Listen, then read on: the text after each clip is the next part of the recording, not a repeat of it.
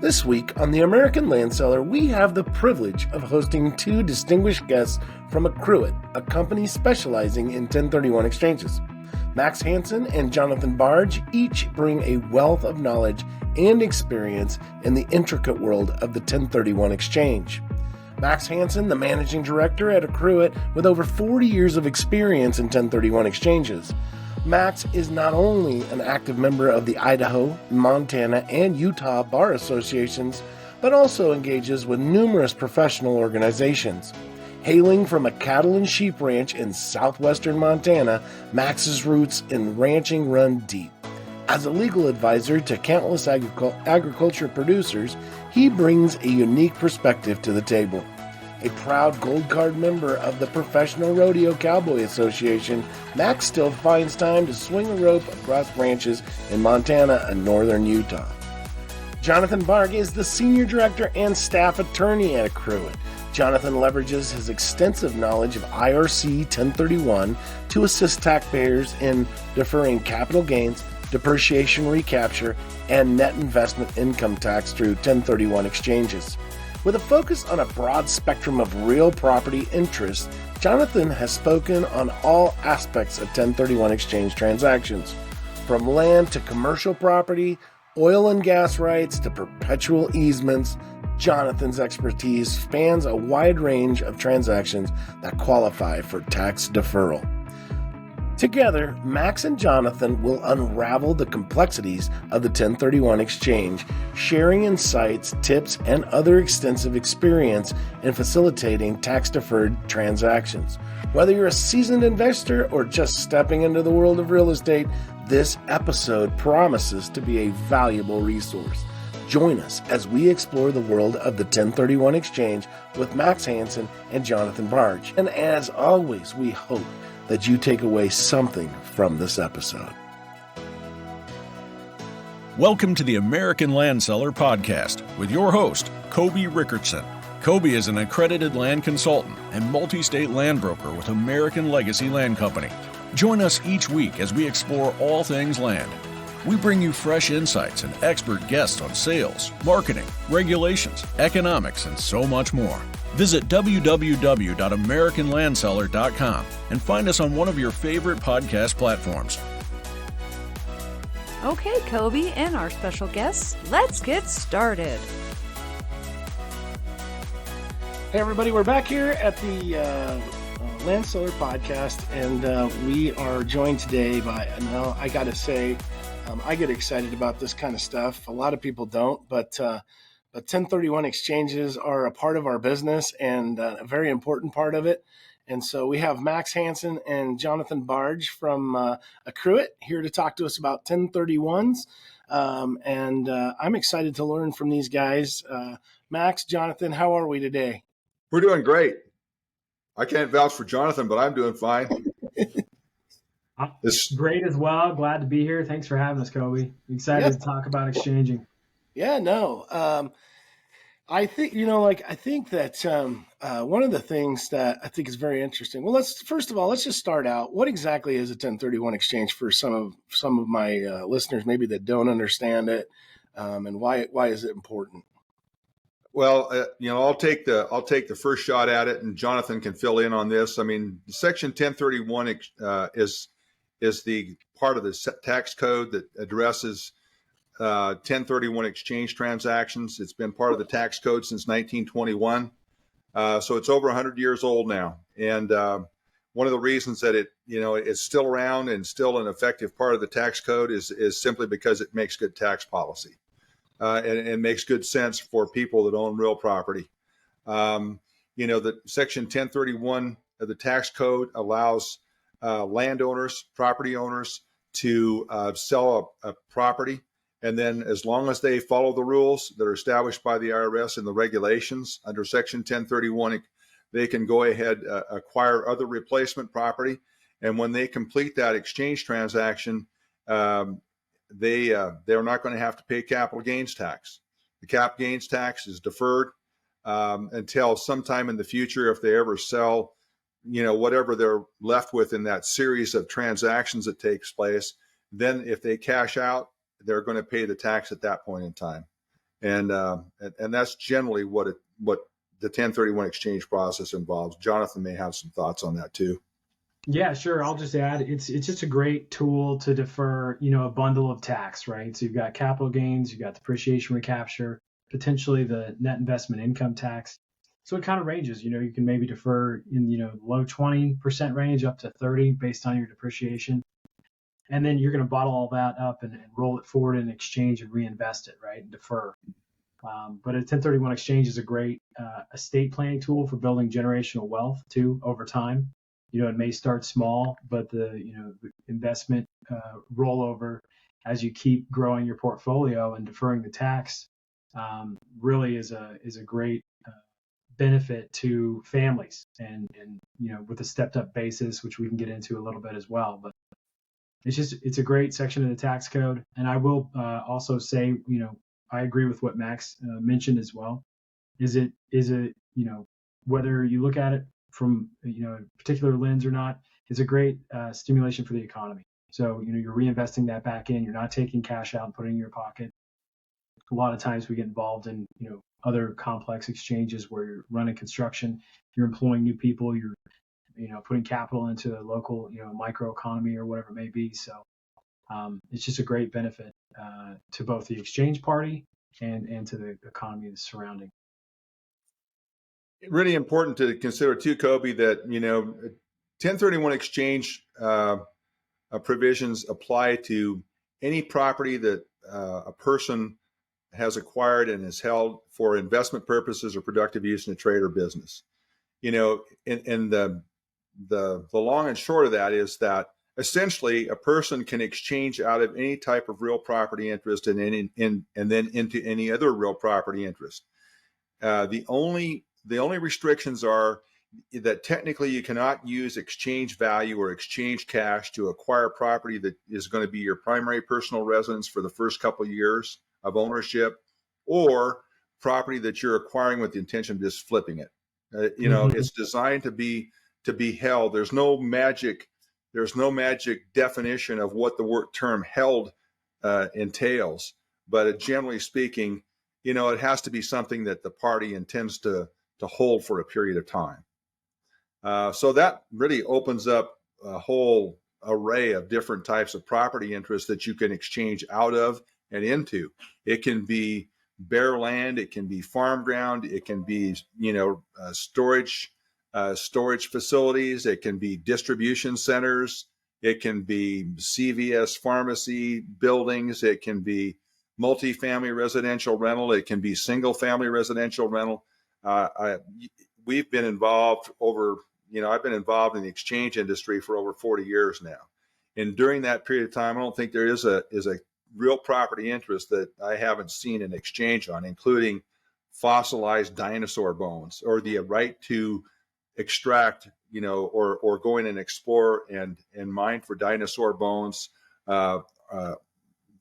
artifacts, oil and gas rights, water rights, timber rights. As long as those transactions are structured properly, they're the basis for doing an exchange if they're ever sold or acquired. Pretty cool. Yeah. So it's not specifically to land, or that's something that, is that what I'm understanding from you? Land as we know it. Okay. Because people can end up selling. So a lot of times farmers, ranchers, other people, greenbelt provisions, conservation easements. If somebody's acquiring a conservation easement from them, and they're going to get money for conveying away that conservation easement and limiting development on their property, for instance, the proceeds from the sale of that conservation easement can be used to acquire other real property interests. We see that happening a lot in the ag sector, but also you see basically facades on historical buildings and stuff. People getting paid not to destroy those historical facades. That's basically a real property interest, as long as they're structured properly. So you can deal with urban properties or rural type properties. Mm-hmm. A lot of areas in the Midwest where there are greenbelt restrictions that are imposed on property. Somebody's willing to put those restrictions on their property for water quality purposes, especially in that Mississippi riparian and Missouri riparian areas. They're getting paid not to farm certain areas and preserve wildlife habitat and or the water quality. They'll take that money and use that to acquire the replacement property, real property. Well, I know just enough to tell people to call you guys. That's why we got the 800 number. Don't want to have any excuses as to why you can't call. What's really interesting is that a lot of times we'll get on a call with people and flesh out the details of their situation, and we'll get into who's on the team usually. But there's a lot of times that people, may not have to do an exchange. We find out that in the initial discussions or conversations with them that they've got a fairly high basis in their property. They're not going to have a big cap gains tax hit, and they really haven't had any discussions with their CPA about it. So the first time they become aware of the fact that, hey, I don't even have to do an exchange. I can just do the sale and redeploy that money someplace else and not real property. So, yeah, but obviously the 1031 exchange part of it is our bread and butter. Well, and you guys work with title companies and things like that. So, but you're specifically just doing the 1031 portion of it. And so talk just a little bit about you went through a few things, but can you drill down into why do I want to do it? It seems like it's a pain. I got to notify people as a realtor. We put it on every offer that we do, if we're representing buyers and stuff like that. You talked about the tax benefit, but it's not really, you're not getting tax free, right? Eventually you're going to pay.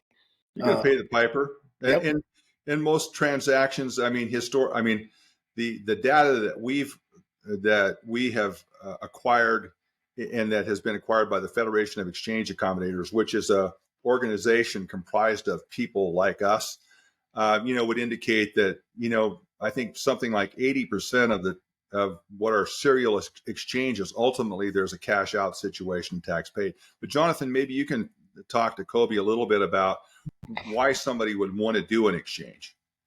Well, yeah, I think that what you're really looking at here is, okay, so that's the argument to one side is, well, you're going to have to pay the tax eventually, so why not pay it now?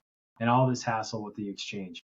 So I'll take the hassle with the exchange part of it and say, not all qualified intermediaries are built the same. And, as far as how, at Accruit, we're more modernized and we have software that handles it, manages the timelines and sends out notification, processes all the documents electronically. So yeah, most standard form real estate contracts are going to have a 1031 cooperation provision in there, but as long as you just check that and make sure the counterparty's on notice, we can kind of come in and step in, take the reins, step into the shoes of the seller and close out that transaction, work the logistics out with the title company, and then move along with the exchange. But as far as and I hit on this earlier, and I think it's important to think about, and Max brought up a statistic about 80% ultimately do pay the tax. But, there's other provisions out there in the tax code as related to the step up and basis, like Max was talking about earlier. We might get on the phone with an ag client or farm and ranch client, and turns out that they just inherited it, from their heirs, and that just occurred, within the last year or something. And there's an appraisal on that disposition, right? And then that becomes their new basis. So they wouldn't, maybe they're going to sell it now. They wouldn't need to likely exchange the property unless there was a large appreciation in value. Same holds true though if the say that the decedent, the person who had passed away, had been exchanging their whole life, and that was their final acquisition, and it's a $20 million farm, and then they leave it to their heirs. Their heirs get that step up in basis. So that's really where the power of 1031 comes in. Roll over throughout the course of your lifetime, leave it to your heirs, and they get a step up, meaning that whatever the fair market value is on the date of the death, it really becomes the asset basis for the heirs. So they can sell it, not have a taxable event. So when you take 1031 and you put the step up together, that dispels the myth that the taxes are eventually going to be due. Maybe not for that same party, but it's one way of just looking at it, different lens of looking at 1031. So in addition to the tax deferral, that's the 800-pound gorilla in the room. That's why people are doing 1031 exchanges. It doesn't make a lot of sense for those people, if they've got especially a low basis property, they're going to have a big capital gains tax hit, to just sell a piece of property, pay the tax, and then what other better investment is there probably than real estate? Turn around and take the rest of the money and put it into real estate when they can basically roll over that equity that they've worked typically through multiple generations, to acquire, to pay that out in tax and then take what's left and then reinvest it. But there's some other issues some other reasons that people would do an exchange. Number two, after the number one tax deferral, and that is diversification. I've been on 2 phone calls already today with some ag people, one person that owns some other commercial property. But they're looking at the possibility, especially in the case of ag people, where they've got multiple generations that have been operating a farm or ranch or other agribusiness, and now they've got the next generation. They're not willing to work 24/7, 365 at that business, whatever it is, whether it's a downtown business, Main Street USA, or whether it's out on a farm or ranch. They're off doing other things. And mom and dad, want to make sure that they don't want the day-to-day responsibilities of managing that business. They can get into something that's more of a passive investment, triple net lease properties, no debt, something that's going to provide an income stream to them. And maybe they still have part of the farm or ranch, or maybe they exchange into a smaller operation and then they get some other type of property that provides them with a different income stream. And lo and behold, for the first time in multiple generations, they've got an income stream that is totally separate and apart from what type of income stream they've been living off of for the last 100 years. Great opportunity. The other thing is just different property types. There's I suppose there was a time when obviously office buildings were great. Maybe some commercial buildings were great investments. But, with COVID, people moving out of the offices, people not coming back to the office to work, it might be better to get into self-storage facilities. It might be better to get into single-family residential rental or multifamily residential rental units. There's a reason why there's a lot of big companies that are buying up those types of properties now. So diversification, sometimes people, want to pay off some debt. They have the ability to, in some instances, acquire properties.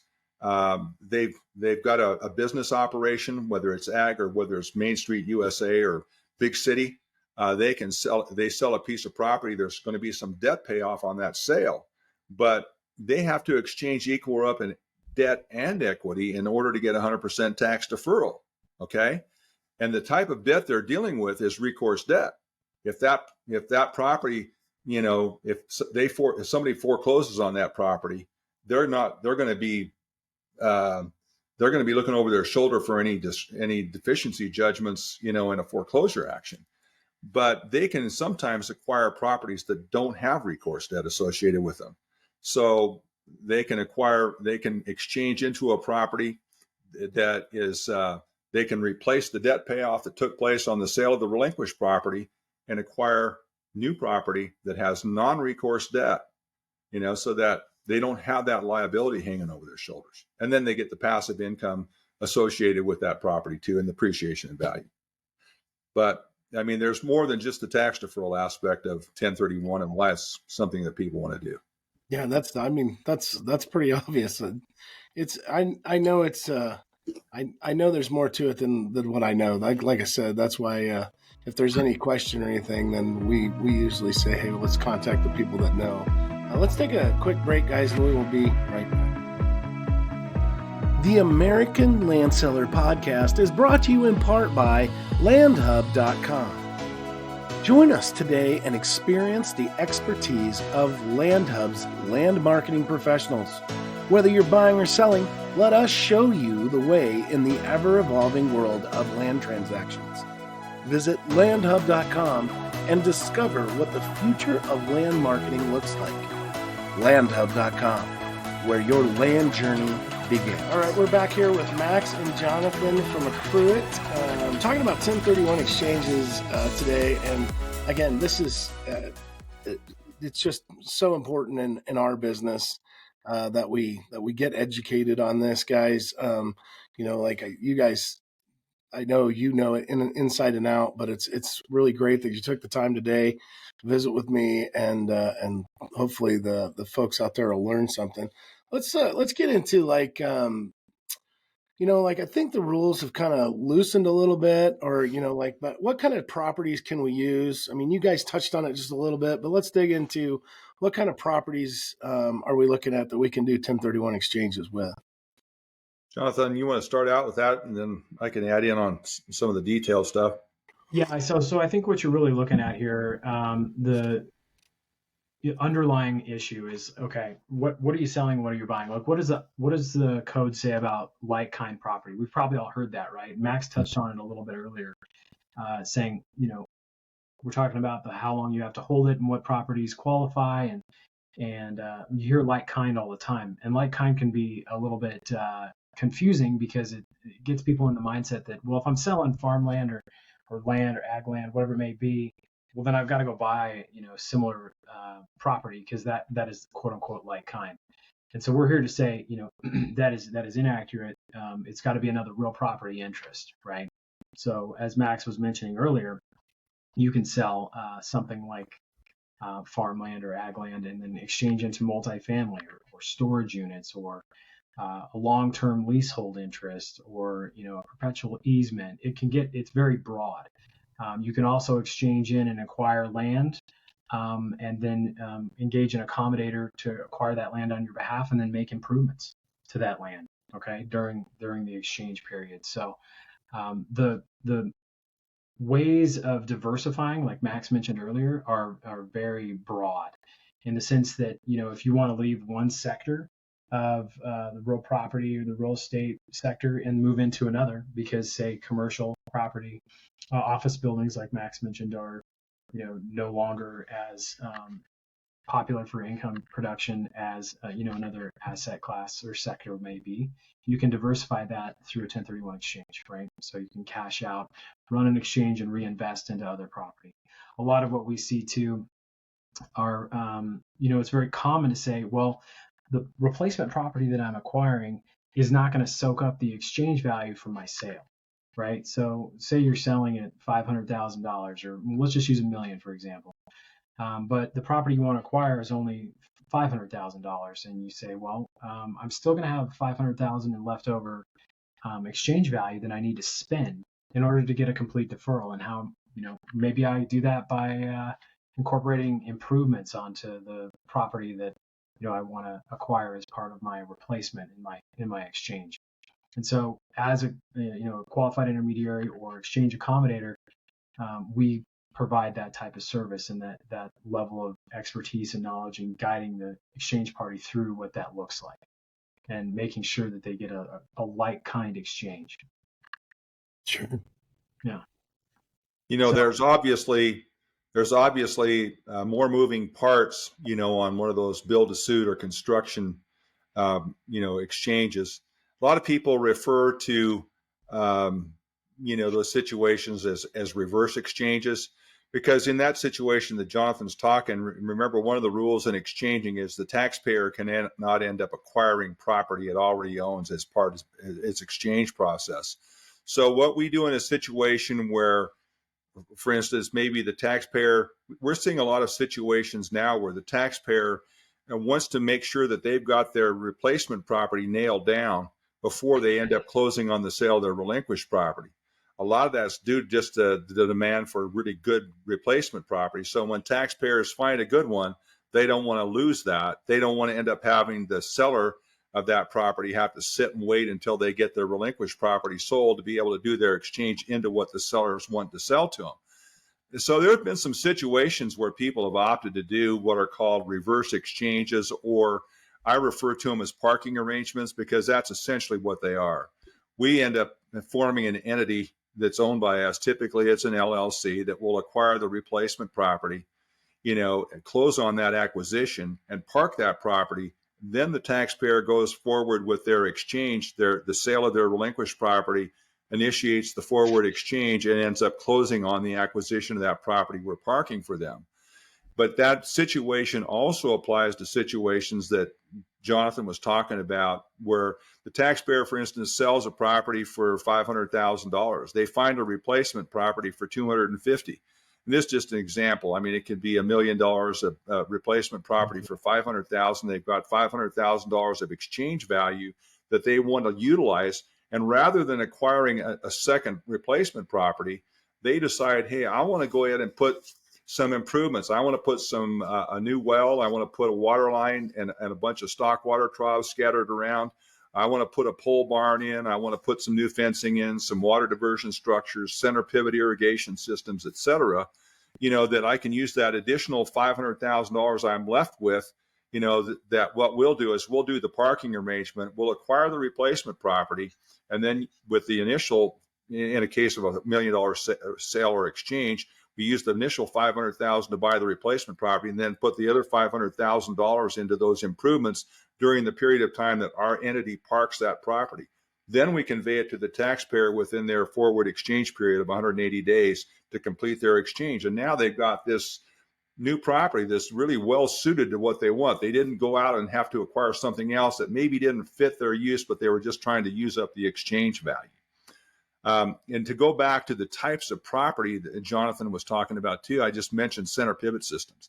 One of the things that I think is really important for people to know, that not only are we talking about real property or dirt in the traditional sense, and we've already talked about oil, gas, and mineral rights, easements. Jonathan mentioned perpetual easements, long-term leases as real property interests for purposes of 1031.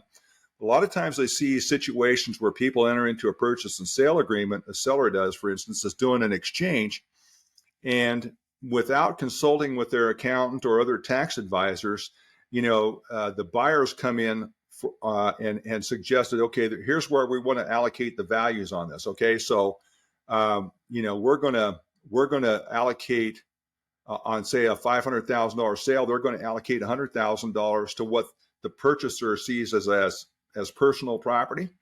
And keep in mind that they're going to want to have, there's going to be kind of an inherent tension between the exchange seller and the buyer, because the buyer's going to want to have some really good asset values for personal property that they can use to, for depreciation. But the seller may be just, they don't really want that. They're going to want to put as much as they can into the exchange value. Okay. So, but keep in mind that typically center pivot irrigation systems are not viewed as personal property. They're actually part of the real estate. Mm-hmm. So, I mean, and likewise,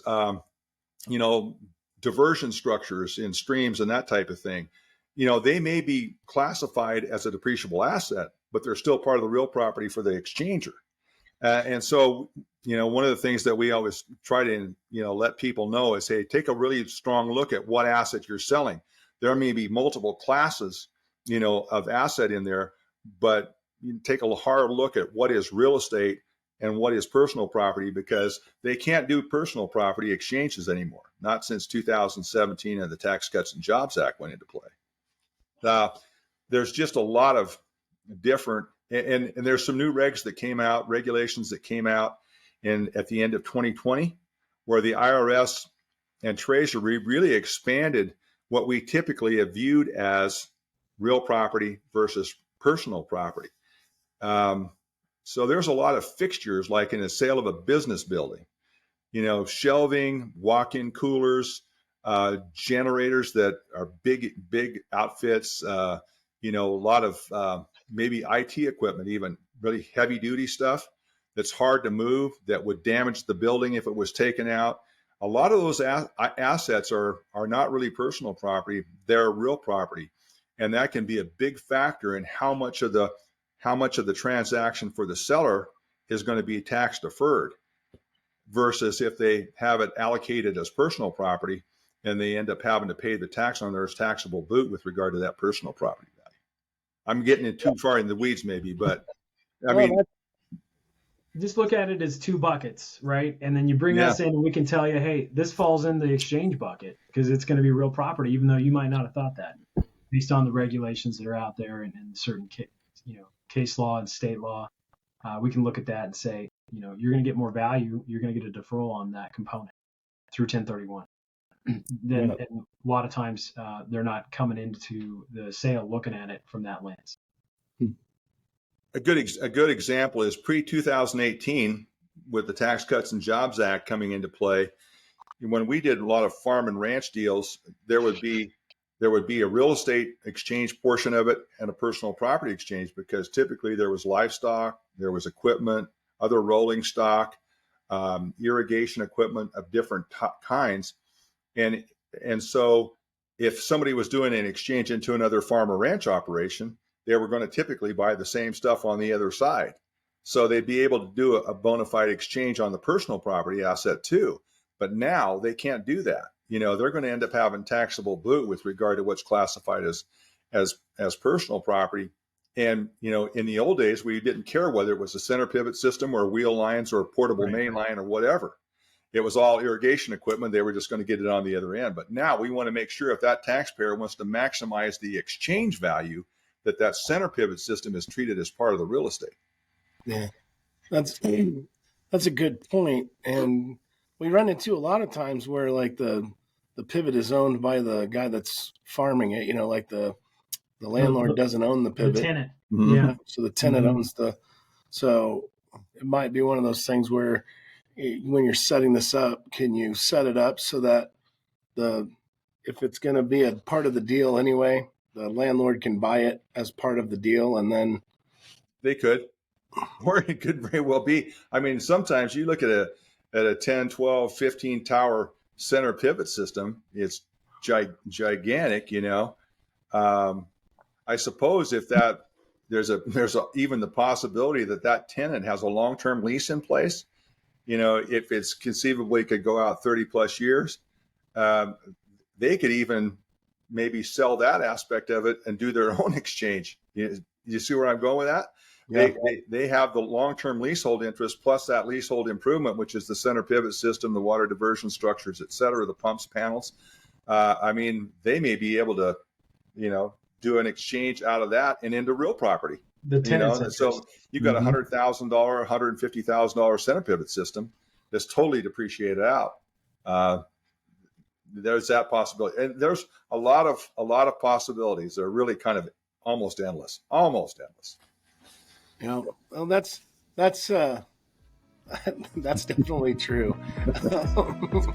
But let's take a real quick break, and we will be right back. The American Land Seller Podcast is brought to you in part by American Legacy Land Company. At American Legacy, our seasoned agents set us apart, providing unmatched service with a personal touch that goes beyond expectations. With a wealth of market knowledge and a diverse portfolio, including farms, ranches, development lands, and recreational properties, we forge lasting connections with clients through honesty, integrity, and transparency. Visit us at AmericanLegacyLandCo.com and find the land that defines your legacy. All right, we're back with Max and Jonathan from Accruit, talking about 1031 exchanges today.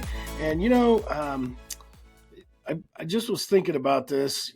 When is the perfect time to start getting you guys involved in this process? Because, the reason why we have to put 1031 exchange as a possibility, or we are doing a 1031 exchange on the contract, is because there can be some things that, drag things out a little bit, I think, correct?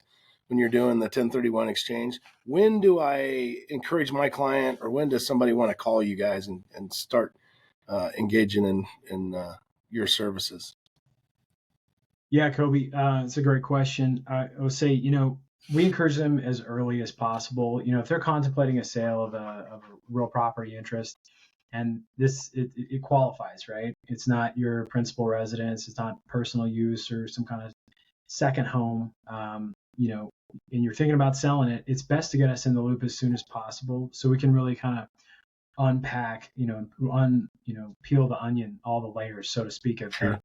hey, who's the tax owner? What's the tax deferral amount? What are we looking at for the exchange value? Let's talk about the 45 days and the 180 days and what your identifications, could look like.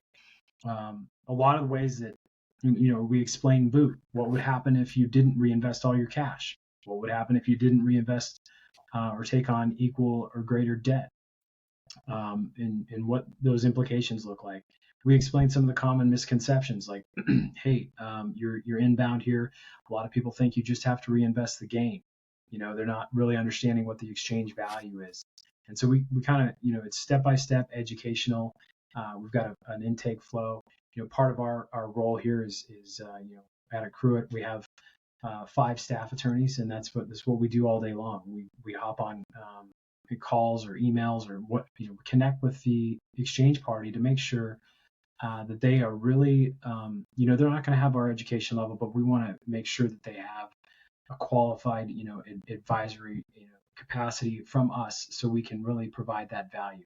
Same as you would in your role as broker of the transaction, same as the CPA or the tax counsel or the transactional lawyer who's drafting the purchase and sale agreement or whatever it may be. Each person has their own specialty and expertise, and they add value to the transaction. So really, that's what our job is. And part of that conversation, it's better for it to occur earlier than later. Do we get calls from the closing table? Of course. Can we perform? Of course we can. But Don't tell me that.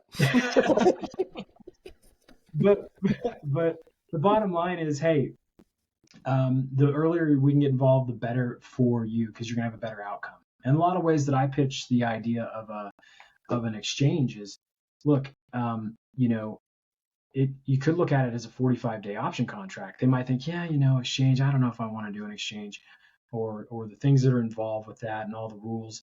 Sometimes I say, you know what? I've had folks call me back 2 weeks after closing and say, gosh, I cannot believe I found the perfect property. Can we unwind the sale? No, and, generally the answer is no. So look at it as, you pay, a small, nominal fee, essentially an exchange fee, to open up a transaction, and you get 45 days to go out there into the market and see what you want to acquire. If you don't find anything you like, you can obviously shut it down and receive the proceeds back on day 46. That's great. But you paid this, $1,000 or $1,200 or whatever it is, some minimal amount, to take the opportunity to defer $200,000 or $400,000 in tax. So I mean, that's the way I pitch it, is as far as adding value to yourself, and why not take the option to try and defer the tax if you can. And really, we're a full service QI. So we can provide the qualified intermediary side of the sale and purchase. We obviously, all the advice that we've been kind of doling out here on the podcast, but we can get involved in construction to suit exchanges, reverse title parking exchanges. So any kind of suite of services that you need from a qualified intermediary, we can step in and provide that, and as well as advise and work with all the other advisors. Because when you're really looking at it, if you're going to get involved in a parking transaction or a complex construction exchange, there's going to be lenders involved, and there's going to be other CPAs, there's going to be general contractors. And so we have to be able to engage with all those ancillary parties as well. And we can do that. So not all qualified intermediaries are created equal. Not all of them can offer the same services. We're nationwide. We can move properties in California or Florida, New York, or whatever it may be, based on our coverages and our fidelity bond and our errors and omissions and the way that we have our company structured. So we just got a broad bench here. Not all qualified intermediaries have 5 staff attorneys that are there at your beck and call. Hey, I want to book a meeting with Max or Jonathan or whatever it may be, because I want to talk about this property I want to sell. That's what we offer here. So I know Max has got some comments as well. Oh, I was just going to say, I mean, it's a team approach. I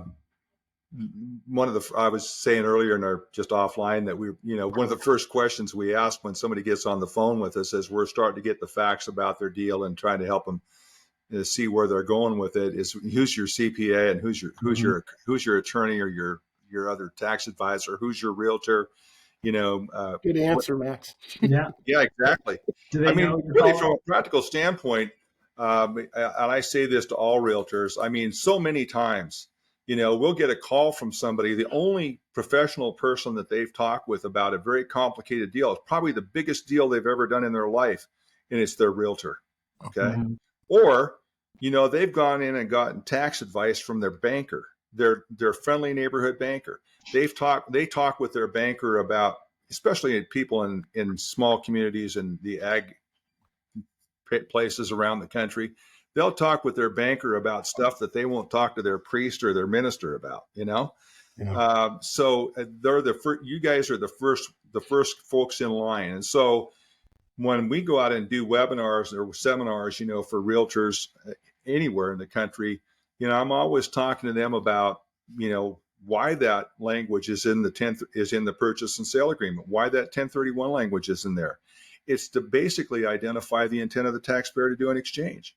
Because if they fail to dot all the I's or cross the T's with regard to the exchange transaction, but that intent is front and center from the minute they even list the property with you as a realtor, they can go back and say, hey, I may have screwed up a little bit here, but, my intent was always to do the 1031 exchange.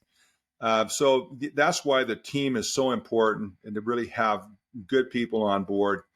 And I have to say, with, over the last 40 years plus, the sophistication of realtors, even realtors in small rural areas, is so much different, than it was like 40 or even 20 years ago. Yeah. I mean, I love it when I see realtors that are involved with Realtors Land Institute. They get their ALC, or that certification, or CCIM, great organizations. As used to be, it just be your member of the NAR, your local realtor board, but now people are getting, people in your profession are getting so involved in that. It's great to see. When we've got realtors that understand some of the nuance we were talking earlier about allocation of values on purchase and sale agreements, gosh, you can say to them, hey, before you go signing a purchase and sale agreement that's got an allocation of values in there, what's personal property and what's real property, talk to your CPA, and the CPA will probably send you a box of cookies for Christmas, okay? Because you've helped them out immensely. Imagine how many times somebody's done a complicated deal. They've sold a piece of ground, a piece of property of some kind, and they have not talked to their CPA. They've talked to their title company. They've maybe talked to us. They've talked to a realtor, and they go into their CPA office in March the next year when it's time to get all the tax stuff in there. They dump a pile of stuff on the CPA's desk and say, oh, I'll be back on April 15th to sign the return. But by the way, I did an exchange last year. The CPA is going, man. Here's this paperwork. Yeah. So that's why it's so important, we try to identify who that team is and keep the team in the loop, from the get-go. That's super smart because, I never thought about the CPA, I guess, aspect of it, but that's something I'm going to put on my to-do list. Yeah. And the other thing too is, when you talk about when you get those people involved, like Jonathan said, is as soon as possible. I mean, yeah, we may get a call from a taxpayer that's thinking about doing exchange, or they've got a PSA, purchase and sale agreement, out there. They're getting an offer put in or to them, and they're making a decision on it. But we tell them, hey, get out there now, even though your closing may not be until March 31st. Mm-hmm. Get out there and start looking for some replacement property, because good replacement properties are hard to find. Yeah, they really are. And that's the one thing though that I do talk to my clients about is like, you might reach out to you guys, figure out what the game plan is, because we might want to try and figure out how to buy something and reverse it or something, or exactly, before we get, especially if it's a desirable property that, I'm like, yeah, we're going to put this on the market and you're going to get a check tomorrow. That's how desirable it is. Or they're in a situation where they're maybe thinking about, they know they've got a sure sale. Okay. And they're looking at maybe a close maybe in April, and they've got potentially a replacement property, or maybe they want to do even improvements on property they already own. Mm-hmm. And we don't want to get into the details of those types of build-to-suit deals, but we do them. Okay, they're being done by taxpayers all over the country.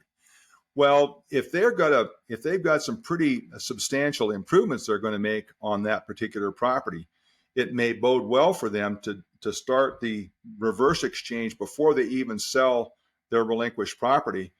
So instead of having 180 days to do the improvements, now they've now got 180 days plus 60, the next couple of months before that closing takes place.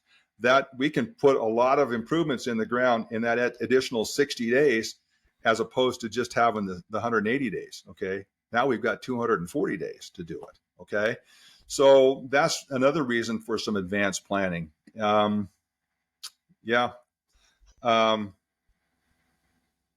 Property availability is a big deal right now. Yeah. And the thing about 1031 exchange is all the timing, and so you just got to make sure that you do it right, so you don't blow an opportunity. Mm-hmm. We talked earlier too. You mentioned in when we were just talking offline a little bit about the status of Section 1031. What's going on, on a national level and or state level with regard to 1031 exchanges. 1031 exchange, as I said before, it's been part of the tax code since 1921, and it's evolved. I mean, there's been more revenue rulings and tax court cases that have come out that basically, allowed taxpayers to have a little bit more definition and clarity on how you do these deals. The regulations came out in 1991 that established how you do delayed exchanges. We saw regulations that came out in 2000 or a revenue procedure that came out in 2000 that established how you do reverse exchanges or parking arrangements. But we never really saw a lot of attempts to change 1031 because it made such good sense from a tax policy and a general economic standpoint. It's a great thing for the U.S. economy in general. And instead of people, taking property and selling it and taking the money and putting it in a mason jar and burying it in the backyard, taking that money out of circulation, they're reinvesting it. That's always good for the economy. But we began to see attempts to change it. There were attempts by the Clinton administration to make 1031 a rollover, which sounded great to some people because it would be where you had a longer period of time to take the proceeds and roll it into other real property. But people began to look at that measure, that legislative measure, and they saw that it would require similar acquisition of similar use property, different than like kind. Similar use meant that if you sold a piece of bare land, you had to buy another piece of bare land. Okay. And that's not what 1031 is all about. We've talked about the broad array of types of property you can acquire. But in about 2014, 15, we began to see talk about repeal of Section 1031, just doing away with it.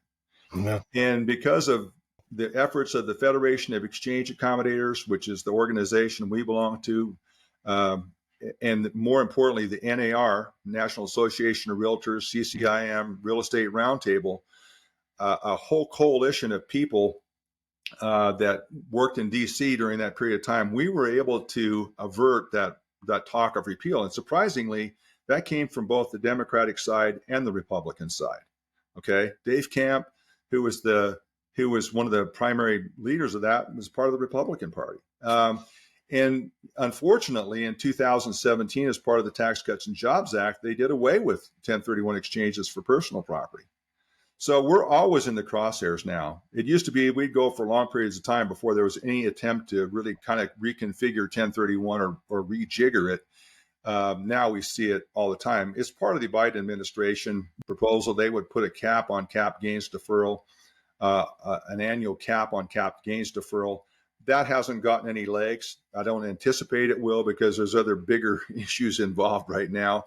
That's not going to get any wheels. But I always tell realtors and CPAs and attorneys, especially realtors, the best thing you can do is pay your NAR dues or your CCIM dues or your RLI dues. If you're part of the Real Estate Roundtable, great organizations, And for us, the FEA, the Federation of Exchange Accommodators, and being part of the government affairs committee of that organization, spent a lot of time on the Hill. Used to be I never go up on the Hill, but now it's like once a year at least. Okay. Just to make sure that 1031, is kept intact and we don't lose it, because it would be really bad for the economy. Yeah. Any revenue raised by repeal is far outweighed by any revenue, the revenue lost, from, think about it. When people do an exchange, they're exchanging into other property. Usually they're upgrading the property, Yeah. They're increasing the tax base for the community. Property taxes, are going to be increased and those types of things. And like we talked about earlier, generally speaking, people are going to eventually cash out and they're going to pay the tax at that point. So the revenue raised by repeal is a very small, is a very big piece of how much revenue would be lost in the general sense. Sure. Yeah, no, man, you guys, this has been absolutely informative and fascinating. I appreciate you guys taking the time out and educating our listeners on the 1031 exchange. And again, it's like it seems to me, like what you're talking about with the government. It seems to me that every once in a while that becomes a real, easy way to fix the tax problem or generate some revenue. In the senators and the congressmen's minds of, and so it's just we do it all the time. We have to go out there and remind them what the downside is going to be way worse on the economy. So remember, every election cycle, there's a changeover there. And I think it's 1/3 of the people up on the Hill change. Yeah. And they got to constantly be educated. The new ones coming on board. So yeah, we're just happy to have been part of this. We appreciate you having us on here, Kobe. Yeah, no, it was fun. How do we get a hold of you guys if we want? We'll have your website in the show notes, in the episode notes. But how can somebody reach out to you if they need you? You just 800. That's what the 800 number is for. 800-237-1031, or our website. We've got there's about 30-40 of us working around the United States, and somebody's going to pick up the phone. Or they better, but we're happy, and we're happy to talk to anybody. I mean, so many of the calls that we get on, like we talked about earlier, they may not end up in an exchange, but we take a lot of pride in making sure that people that do call us, we get them steered in the right direction, whether it's exchange or not, and they'll be back. There'll be another day. Yep.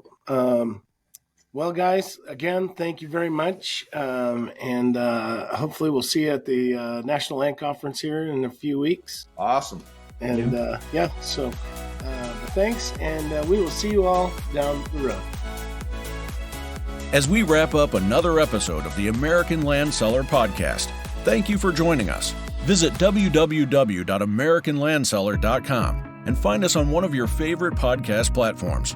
If you would be so kind and you enjoyed today's insights, please like, subscribe, rate, follow, and review us on whatever app you are listening or watching on. Connect with us on social media for updates. Until next week, Kobe wishes you success in your land endeavors. God bless you and have a great week. The American Land Seller Podcast is brought to you in part by LandHub.com. At LandHub, we're revolutionizing land transactions by effectively connecting buyers and sellers. Say goodbye to the struggle of finding or marketing land for sale. We understand the power of new media marketing, leveraging social media, and targeted ads to bring together the ideal audience for all property types. LandHub.com, where your land journey begins. And American Legacy Land Company.